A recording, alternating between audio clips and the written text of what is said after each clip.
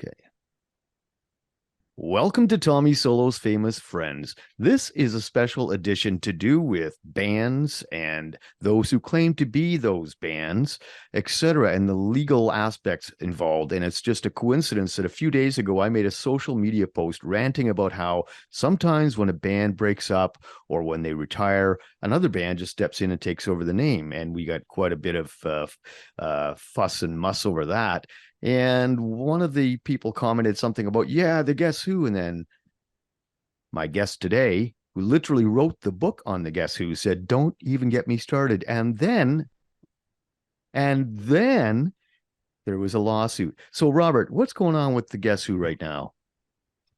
It's pretty interesting. I guess it's been brewing for a long time. Uh, for some of your listeners might not know, the rights to the name The Guess Who, original bassist Jim Kale has owned the rights to that name for many, many years now, and he's toured for decades with various lineups that he calls The Guess Who. And original drummer Gary Peterson has been a part of it for a really long time. A couple years ago, Jim Cale retired from touring, making Gary Peterson the only original member, or even just from the original era, Guess Who member in what currently tours mostly in the US as the Guess Who. Right. And it's been a bone of contention for a long time, I know. And as always in these situations, there are people buying tickets to shows and they expect Burton Cummings and Randy Bachman to be there. And of course, they're not. And from what I understand, Burton Cummings, at least, has had some conversations with Jim Cale and Gary Peterson over the years about it. And there were some cease and desist letters sent recently. Well, so what's finally happened, and it was just kind of announced on Monday of this week, uh, was that Burton Cummings and Randy Bachman have filed a lawsuit against the current Guess Who, saying that they are misleading fans, um, that they're not really honest about who they are, and they're seeking to stop them from. It's not even so much about using the name The Guess Who, because I don't think Burton is really gonna. He's not gonna start touring with his band and call it The Guess Who. I really don't think he's gonna do that.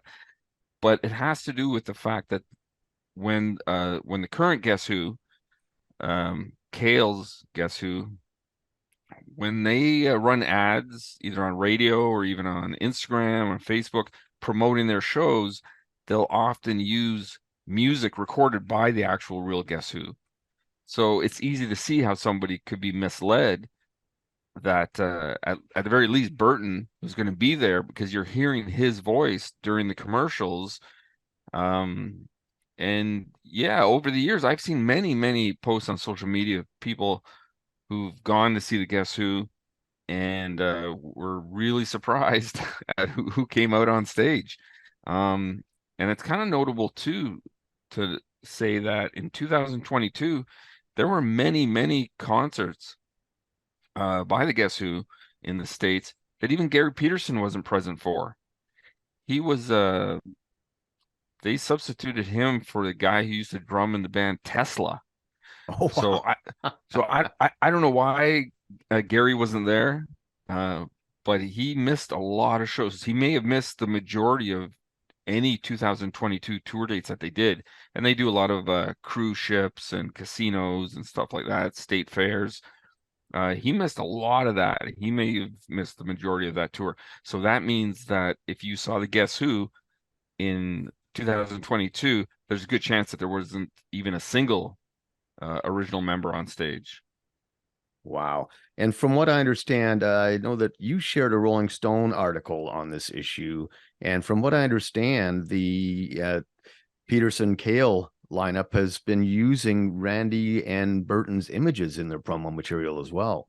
Yeah, that's right. There's been and they'll also do things um like when it's the anniversary of, I don't know, like the American Woman single that was first released, they'll post it on their social media as if it's a memory that the current band all share.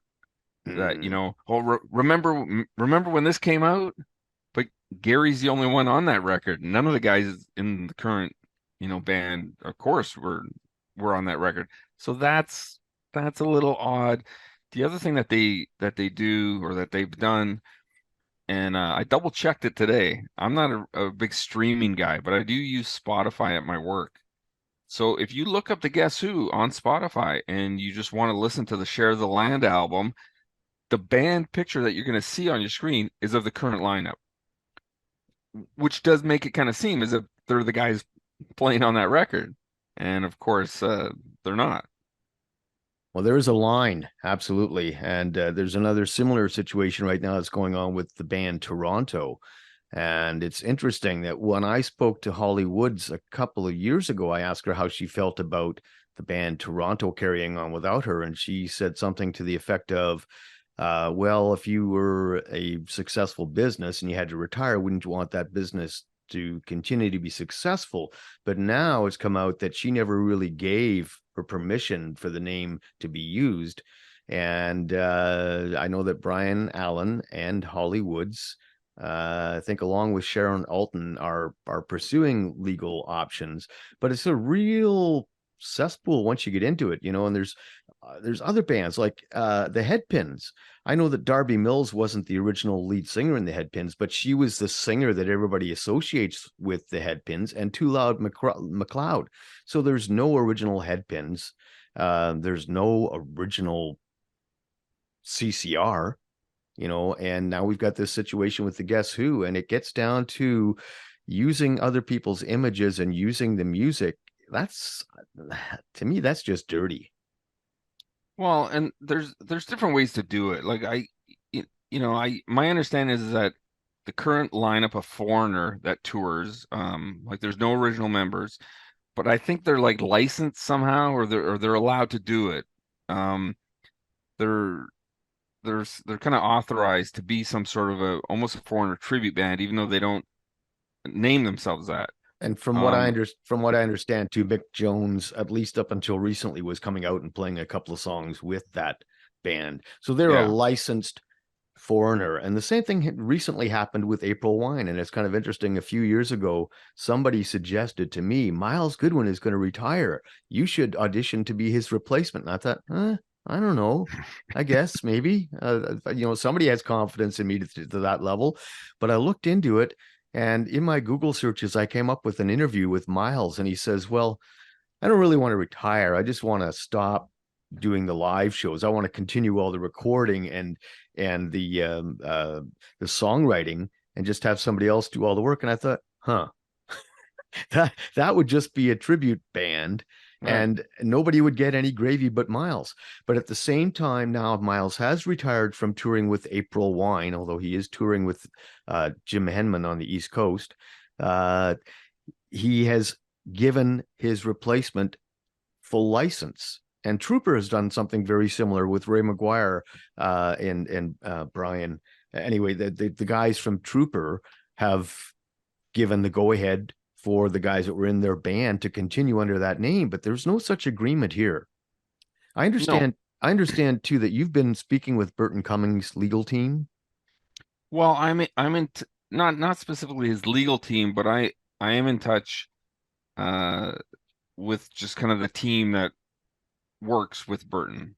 Let's put it that way. Not exactly management, but some people have asked, like, why is it taking so long for this to happen? Like, why after all these years is Burton suing Jim Kale and Gary Peterson? And I would just say delicately that in the past, I feel Burton did not have maybe the proper team behind him who would pursue something like this, or even thought that it was worth correcting. And now he does have those people behind him. So he's got some people working with him to correct this. The story, for what a lot of people might not know, uh, so in 1978 or 77, there basically is no Guess Who. The Guess Who broke up in 75. They don't exist. Jim Cale decides he wants to play again. So that's fine. And there is a distinction here, which is why I think it's important to bring it up. So Jim Cale wants to play again. and he gets Donnie McDougal, who of course had been in the Real Guess Who, and he gets Kurt Winter, who'd been in the Real Guess Who. And at that point, the story is that he does ask Randy and Burton, is it okay if I do some stuff as the Guess Who? Now, in 1978, Burton's solo career is through the roof. A lot of big hits, some great solo albums. Randy, a lot of success with Bachman Turner Overdrive. And, at the time, we didn't have this kind of classic rock mentality. The name The Guess Who didn't mean that much at the time. You wouldn't think that by the time CDs came, everybody would be like rebuying their whole collections again. And now we're rebuying them all again on vinyl. And, but that didn't really exist in 1978. It was all about going forward. And both Burton and Randy were going forward. So for Jim to put out an album, which he did in 1978, called Guess Who's Back, and it's an okay kind of record. It sort of sounds a little bit like the Guess Who because Donnie's doing most of the singing and Kurt even sings a little bit on one song.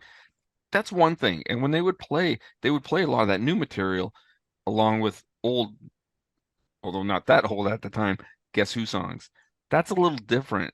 Over the years, that morphed into kind of a Guess Who tribute band where they're doing almost all classic material from the vintage era of Burton's era, really. And that's when it really gets murky. That now you're not just like a new band with some different guys, but some of the old guys are there. And I think that original Jim Cale version of the Guess Who has some validity to it. I don't think it's great. It's definitely not as good as the Bannatyne album or the Artificial Paradise album or any of them really. But it still has some validity because of who's in it. And then after a while, it's like just Jim Cale and a bunch of guys from Toronto and stuff. That's when it really changes. And then now it's at a point where, like I said, Gary's missing dates. Jim's retired. I saw an interview not that long ago. It was with Gary and with the current lead vocalist of the Guess Who. And they tried to make the point that because the current vocalist has been in the band longer than Burton was, which is true. The original Guess Who is like 1965 to 75. So they're trying to make the point that because this guy's been there longer than Burton, that's what makes this version of the Guess Who so valid. That this guy he's more a member of the Guess Who than Burton ever was. Well, which of course I would play the devil's advocate on that. I would have to talk about the body of work. I mean, what kind of a body of work has come from that lineup? Well, yes. Well, and that's exactly my point. His name's Derek, and he's confusing the quantity of the amount of time that he's been in the Guess Who with the quality of the work that he's put out. And it's no coincidence that when they go out on stage, the majority of the material that they're playing is from that earlier guy. So to say like, oh, Burton was only in the band for 10 years, that's not, well, it's his songs you're singing every night. So apparently in those 10 years, he did some pretty good stuff. Yeah. The Guess Who put out a new album this year. And, tell me how many hits off of it you can name. Yeah, right now. Or not one. Have you listened to it? I have. I have. Okay. Okay. I guess we don't have to really. Yeah, I take one for the team, Tommy. Yeah. Okay. I don't want you to send me a copy, but anyway, that's great. Now, I mean, sometimes there's a progression in a band, as we all know. I mean, look at the Beatles. It wasn't the Fab Four initially, Stu Sutcliffe and Pete Best and whatnot. I think about the Guess Who. Originally, Chad Allen was the lead singer, right? Now they, as far as I can remember, they had one hit, albeit a big one, Shaken All Over. That being said, once Burton Cummings joined the band, they went through the roof, literally. I mean, all the hits are Burton Cummings with the exception of that one. And as you said, I can't name any new Guess Who songs. Not one. Well, some people get caught up in a lot of things that I don't think are really that big a deal. Like the Rolling Stone article mistakenly refers to Randy and Burton as both being like co-founders of the group.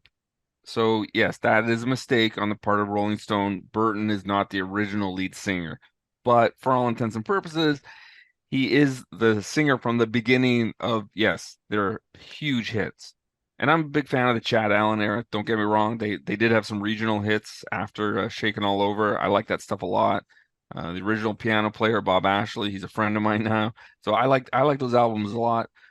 But yeah, when people think of the Guess Who, and especially if you buy like a greatest hits or some kind of a compilation of the Guess Who, it's probably going to start with like No Time or These Eyes and go Yeah, forward from there. no doubt. It's I not think I think about Journey as well. The original Journey lineup did not have Steve Perry in the right, band. It was Greg right. Rowley singing and Neil Sean singing. And Ainsley Dunbar on drums, and I think Steve Smith on bass. That said, once Steve Perry joined the band, very analogous to what happened with the Guess Who, all of a sudden to the moon, right? And when you think about Journey, you think about Steve Perry as the singer. Yeah. And I think it's very much the same with the Guess Who and Burton Cummings. And even though Randy Bachman was not the longest tenured guitarist, he's certainly the one that people associate with being the guitarist in the Guess Who. Yeah, a little bit to a fault because ever since this news broke on Monday about Randy and Burton suing the Guess Who, I've seen many social media posts of people saying if Burton and Randy aren't on stage, then it's not the Guess Who. Or, the Guess Who has to include Burton and Randy. And that's not really true either. Because yes, the Guess Who did great albums and they had a lot of great songs after Randy left. So Guess Who fans aren't always the most knowledgeable with some of that stuff, which is Well, how the current Guess Who gets away with it. Because people will go to the shows and sometimes not know better that they didn't see the real Guess Who. and how many people at those state fairs are yelling out, "Let me hear Dominic Troiano play"? I mean, I love Dominic Troiano, and his brother is a great guy and all that. But we don't associate Dominic Troiano as the guitar player with the Guess Who. No, but I mean the era right after Randy left, where you have Kurt Winter, who was not only a great guitar player but brought a lot of his own material and was a songwriting force. That's where I have to get a little kind of technical and say, well, the Guess Who did a lot of good stuff without Randy. Don't get me wrong, but it's still the original era, which would be Burton is the main anchor for that. In the same way that Bill Wallace isn't the original bassist, but he replaced Kale and he's on albums like Number 10 and Artificial Paradise. So I still consider him a bassist from the original era. They went through a few guitar players, but I would never discount the contributions of guys like Donnie McDougall and especially Kurt Winter from a songwriting perspective. Um, the thing that Bill Wallace does, which I kind of wish was more the Kale Peterson approach, he does these shows with Carl Dixon, and from Carl's Coney got this from Coney Hatch. Yeah. right. So Carl's got this, he's got like 4 or 5 different careers going on now because he's revamped Corey Hatch and he does these solo things and he's an inspirational speaker and somehow he's got more hours in the day than I do. That's for sure. But one of the shows that he does, and I've seen it, it's a lot of fun, and it's just called like Carl Dixon Sings the Guess Who, and Bill Wallace is in the band, and then he's got some other Canadian guys, and I think the guitar player Laurie, he was in the later version of the Guess Who for a little while. But Carl and Bill, they don't come out and say that they're the Guess Who at all, but they do come out as people who are both in the Guess Who at different times, and they tell some stories in between. And Bill gets up there and he gets to sing lead vocals on a couple of songs, and it's actually a lot of fun. That has a certain amount of value to me. I really enjoyed seeing those guys. I hope I get to see them again. And it's valid because they're going out and saying it's Carl Dixon singing the Guess Who. It's not Right, Carl Dixon. It's not I'm Burton Cummings. It's right. not I'm the Guess Who. That's right. It's totally valid. And in the same way as most tribute acts bill themselves as a tribute. That Right. said, do you have a sense of where this whole legal issue is going to go? Well, I've said for a long time that I think Jim Cale has a price. You know, he's I don't know, he's like 79 or like 80 now, like, but I think he has a price, and I think that that price probably could have been met 20 years ago. And you know, that's an issue why it wasn't pursued. Um, but a lot of, you know, there's some quotes by him in the Rolling Stone interview, which are from an early article. They didn't talk to him. He's a tough guy to get out of his cave to talk to. I'll tell you that. I tried three different ways to interview him for my book, and man, I could not make headway with that guy. He doesn't want to talk to anybody. But the quotes that are in that Rolling Stone article from a few years ago, he actually kind of says that he'll keep a band out there no matter who's in it just to piss off Burton Cummings. And he says, you know, I'm his karma. I don't think Jim Cale actually knows maybe what karma means and what that entails, because he's going to have a bill that he's Hmm. going to have to pay. Um, so it's tough, but at least if they went out and, you know, called themselves the Guess Who show featuring original drummer Gary Peterson, if assuming that Gary's going to be at the shows, nobody would have a problem with it. And again, it's more, or it's less about the name than about them using the music during commercials to advertise the shows. That's actually misleading the fans, and that's kind of a bigger issue. So where it's going to go, I think they're gonna offer Jim. I don't know if Jim has the pockets for a lengthy legal fight. I think you know, there's a good chance that he's gonna have to give it up. Um, he'll probably fight as long as he can. I mean, he is a pretty you know, mean kind of guy, and he's a tough guy. He doesn't like being bullied at all, and you know, like I said, a lot of what he's doing is just out of spite anyway, which is a pretty angry way to live when you're, you know, 79 or 80 years old. You know, I have this whole Hmm. theory. Now, if you're, you know, if you're 79 years old and you're still that angry at the world, you just haven't figured out what this is. Yeah, But you know, that's his journey. no kidding.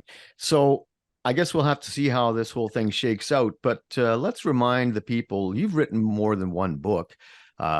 We talked on this show about Wheatfield Empire, which is literally the book on the Guess Who. And you've written, there it is, Wheatfield Empire. And where can people get that? It's still available. It's on Amazon. You can get signed copies directly from me. Your local Indigo or Barnes and Nobles in the States, they'll order it in for you, and it's around. It's not too hard to get. Or like I say, you contact me privately, and I mail out signed copies all the time. And you've written books about Cheap Trick and Nazareth.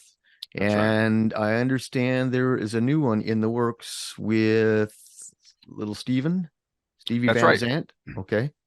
Yeah, my new book is about kind of my personal hero, little Steven Van Zandt. It's pretty much done, actually. I've got a team of kind of proofreaders going through it all and trying to make it somewhat presentable. And then I'm supposed to be talking to Steven himself at some point. I don't know if it's going to be next month or hopefully soon.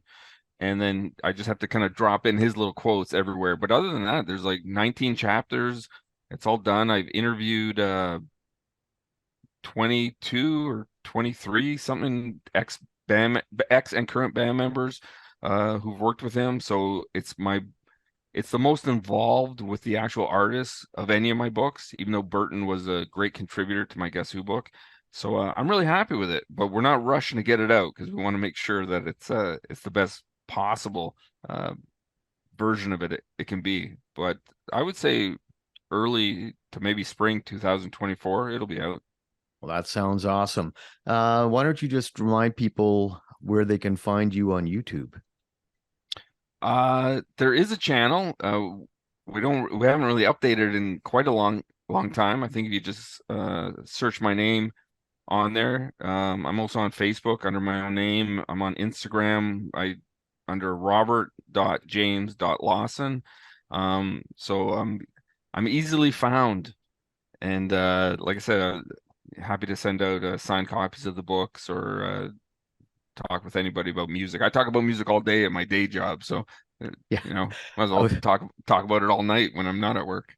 I was going to say, like most people involved in the entertainment industry who can actually pay the bills, we have other jobs. And I know you have to get to one in the morning, so I won't keep you for much longer. But Robert Lawson, thanks so much for once again taking the time to do this with me. And until next time, cheers. Thanks, Tommy. Tommy Solo's Famous Friends is a one-man production, meaning that I've done all the work, including recording, editing, guest acquisition, etc.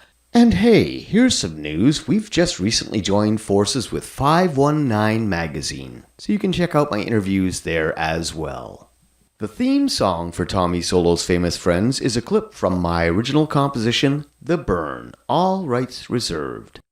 If you enjoy the show and you'd like to help us keep it going, why don't you click on the Buy Me a Coffee link in the show notes. Hit the like button, subscribe, all that stuff. We really appreciate it. You can find me on Facebook and Instagram. And until next time, cheers.